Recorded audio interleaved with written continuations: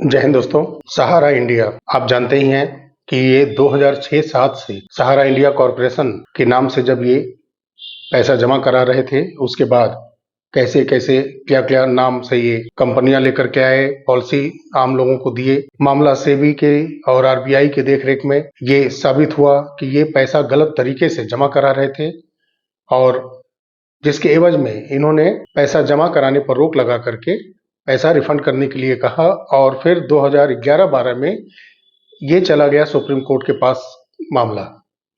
तब से ये अब तक वही केस चला रहा है और उसके बीच में कई और पिटीशन सुप्रीम कोर्ट के अंदर फाइल किए गए थे। यहाँ तक कि सहारा में कार्य करने वाले जो तमाम लेबर वर्कर हैं, मीडिया से जुड़े इनके जो कार्यकर्ता हैं, कर्मचारी हैं और जो इनकम टैक्स है उसको लेकर के इनकम टैक्स विभाग ने भी कई केस इनके ऊपर दायर किए हैं। तो ये तमाम केस वर्षों से चले आ रहे हैं। 2011-12 है, 14 है, 15 है, 16 है, 19-20 है, 22 है, 24 है, ये कंटिन्यू चले आ रहे हैं। 25 में भी कई पिटीशन पड़े हुए हैं। तो इस मामले में जो सुप्रीम कोर्ट का दोहरापन है, जिसमें कि आप देख रहे हैं कि बड़े बड़े पैसे वालों का केस हो, चाहे बड़े नेताओं का केस हो, जितना भी राजनीतिक मैटर है वो हो, चाहे वो पहले के समय में अभिनेताओं से जुड़ा हो, और इस पर सुनवाई करने के लिए स्पेशल बेंच का गठन करना और उस स्पेशल बेंच के द्वारा बहुत ही तत्परता से सारी चीजों पर व्याख्या करते हुए, टिप्पणियां करते हुए डिसीजन दे देना। तमिलनाडु का केस सबसे बड़ा है। तमिलनाडु के केस के बारे में इतना जल्दबाजी में जजमेंट कि बिना उस पूरे 10 बिल को पढ़े हुए, समझे हुए, सीधे उसको वहां से उस एक्ट को लागू करवा दिया गया और हिदायत राज्यपाल और राष्ट्रपति तक को दे दी गई और एक समय सीमा निर्धारित कर दी गई कि 90 दिन के अंदर आपको डिसीजन देना ही देना है। वो जज राज्यपाल और देश के सर्वोच्च पद पर और नागरिकता का स्थान लिए राष्ट्रपति का पद, जिसके लिए कार्यपालिका के अनुरूप कोई भी समय सीमा का बाउंड नहीं है, उस पर जांच परख करने के बाद फिर उसको प्रस्तावित करना, उस विधेयक को उनका अधिकार है और उस अधिकार को सुप्रीम कोर्ट के जज एक दायरे में बांधते हैं कि 90 दिन के अंदर आपको करना ही करना है उसको। उस राष्ट्रपति पद को ये समय सीमा में बांधना चाहते हैं कि जिनके सिग्नेचर से जब जजों की अपॉइंटमेंट होती है तो उनके ही सिग्नेचर से ये जज की कुर्सी पर जाकर के बैठते हैं और उनको ये 142 एक्ट के तहत देते हैं आदेश। समय सीमाएं के बंधन में बांधते हैं सुप्रीम कोर्ट के लोग राष्ट्रपति को और स्टेट लेवल पर राज्यपाल को। इनकी समय सीमा क्या है इनकी समय सीमा? इनका दोहरापन का जो ये रवैया है, आप देश के सर्वोच्च अदालत पर बैठ करके अपनी मर्यादाएं लांघते हैं, संविधान के सारे सिस्टम को तोड़ते हैं खुद, और आपकी आंखें कहीं बंद हो जाती हैं, आपके जुबान कहीं खामोश हो जाते हैं और कहीं स्पेशली रूप से कुछ समय के लिए खुलते हैं तो सारे संवैधानिक सिस्टम को तार-तार करने के लिए खुलते हैं और आपके जो कलम चलते हैं वो संवैधानिक सिस्टम को भी तार-तार कर देते हैं। सहारा के 13 करोड़ निवेशक और उनसे जुड़े लगभग 40 से 50 करोड़ उनके परिवार के जन का दुख आपको नहीं दिखता है।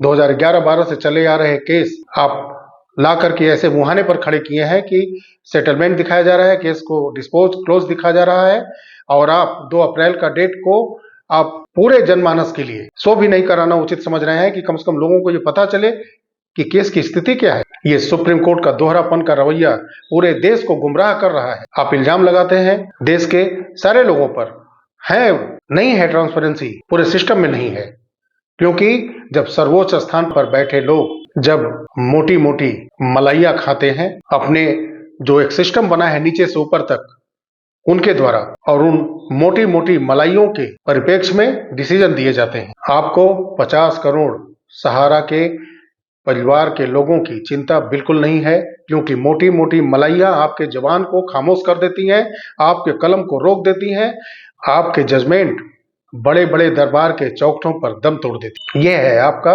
दोहरापन, न्याय करने का तरीका। आपके घरों में करोड़ों रुपए मिले, एक एफआईआर नहीं हो सकती, ऐसा संविधान बना है, ऐसा कानून बना है। मैं निंदा करता हूं ऐसे घटिया एक्ट की, जिसमें कि ये सिस्टम बना दिया गया। और किसने बनाया ये जनता तय करे कि किसके समय में बना है। आप तय करें कि ये कौन सिस्टम बना दिया कि सुप्रीम कोर्ट, हाई कोर्ट के जज अगर किसी भी करप्शन में लिप्त पाए जाते हैं तो उनकी जांच तक नहीं हो सकती, वो जेल नहीं जा सकते। उनको तो आरोप लगते ही पहले अपने पद से इस्तीफा देना चाहिए। जब तक जांच पूरी न हो जाए तब तक उनको कार्य से हट जाना चाहिए, क्योंकि उनका न्याय पूरे भारत के नागरिकों के लिए समानता का एक भाव प्रदर्शित करता है। और आप पैसे के बदले न्याय देते हैं, और ऐसा होता ही है। किसी का पकड़ लिया जाता है, किसी का नहीं पकड़ में आता है तो वो साफ साफ बच जाता है।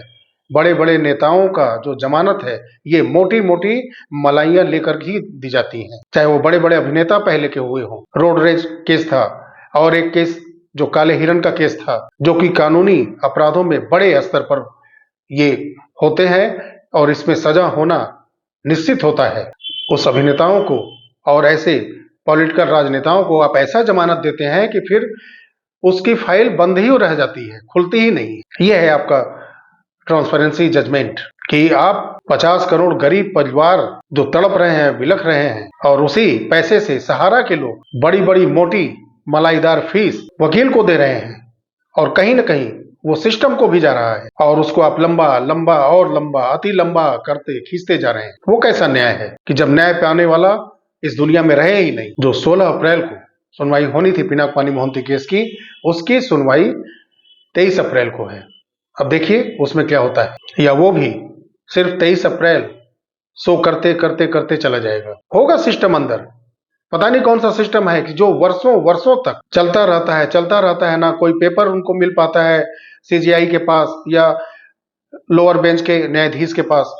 कौन सा ऐसा पेपर है जो कि आपको नहीं मिल पाता? कोई भी एडिशनल पेपर अगर आपको लेना है उसमें भी देर हो जाए। ये कैसा आपका दोहरा रवैया है? खाइए मोटी मलाई, और सहारा के करोड़ों निवेशकों को, पीएसीएल के करोड़ों निवेशकों को सहारा चिट फंड जैसे कंपनियां, शारदा चिट फंड जैसी कंपनियां आए और लूट लूट करके चली जाएं। एक बात मैं और कहना चाहूंगा, यहाँ पर सरकार इस समय की बहुत लोगों के सोच के हिसाब से बहुत बुरी होगी, लेकिन आप कभी भी अपने मन में ईमानदारी से समीक्षा करिएगा कि चाहे वो 1 रुपया किसी को दिए हो, चाहे वो 50,000 दिए हो, चाहे वो 10 लोगों को मिला हो या वो 1,000 लोगों को मिला हो, लेकिन ये भुगतान किसी न किसी तरीके से, बहुत ही घटिया गंदे तरीके से ही मैं मानता हूं, बहुत ही दुर्भाग्यपूर्ण तरीके से रवैया मैं मानता हूं सरकार का है। लेकिन दिया किसने? अब कोई ये न कहे कि इसके दबाव में, उसके दबाव में, कोई दबाव नहीं। अगर करने की नीयत अगर नहीं होती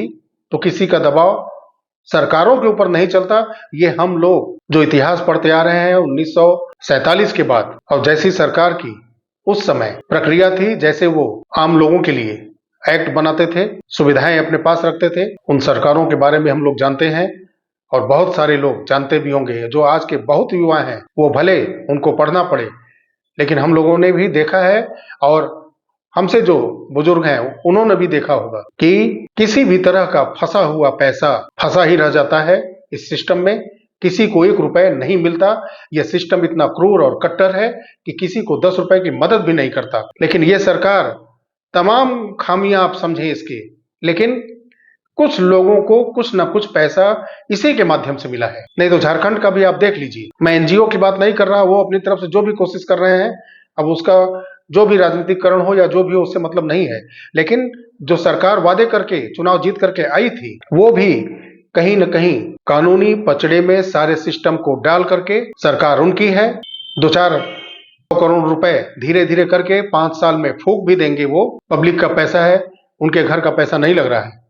अगर वो फूंक भी देंगे इस केस को दिखाने के लिए, क्योंकि उसमें भी भ्रष्टाचार होगा ही, क्योंकि वो फी वकीलों की जाएगी, लाखों से करोड़ों में हो जाएगी, लेकिन फिर उसके बीच भी कुछ ना कुछ कमाने का जरिया तो बनेगा ही, क्योंकि बिना कमीशन के कहीं कोई काम नहीं होता है। बात थी सीधे मुआवजा देने की, जो लोग आज इस दुनिया में नहीं है, नहीं मिला।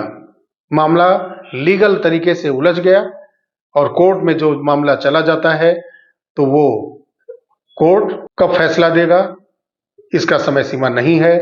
लेकिन देश के पहले स्थान पर बैठे राष्ट्रपति को उन्होंने समय सीमा में बांधने का आदेश दे दिया।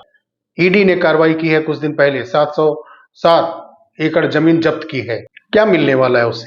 1400 करोड़ की संपत्ति जब्त करने से कई लाख करोड़ का भुगतान हो जाएगा? नहीं। जितने भी कानूनी अटैक सहारा के ऊपर होंगे, सहारा और सुरक्षित होता चला जाएगा, निवेशकों से पैसा और दूर होता चला जाएगा।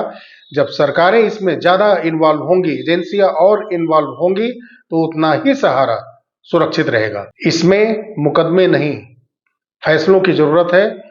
और फैसला सुप्रीम कोर्ट से कैसे मिल रहा है ये आप जान ही रहे हैं।